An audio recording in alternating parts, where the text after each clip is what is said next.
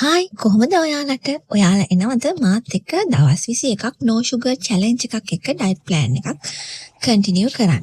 ඉතින් මම උදේ පාන්දරම නැගිටලා තේ වෙනුවට lime water එකක් හදාගත්තා. මේ තමයි මගේ lime water එක. ඊට පස්සේ මම උදේ ආහාරය නම් ගත්තේ නැහැ. දවල්ට බත් සමග කියන්නේ මම අද කහබත් එකක් හැදුවා. අද නිවාඩු දවසක් නිසා කහබත් පොඩ්ඩකුයි ප්‍රෝටීන් ලැබෙන්න ඕන නිසා චිකන් කරි එකක් චිකන් පොඩ්ඩක් වැඩි එනුයි. ඊට පස්සේ ආස නිසා පරිප්පු චුට්ටක් අරගත්තා. පරිප්පු නම් ඇත්තට ඩයට් කරන්න හොඳ කෑමක් නෙමෙයි.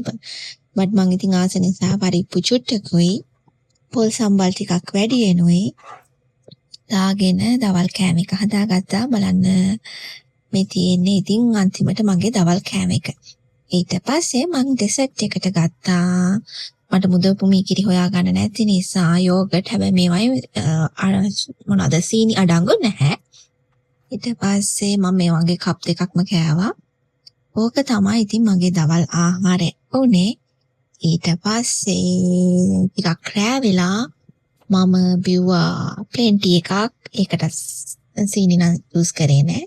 ඉතින් ওই විදියට මගේ පළවෙනි දවස අවසන් වුණා.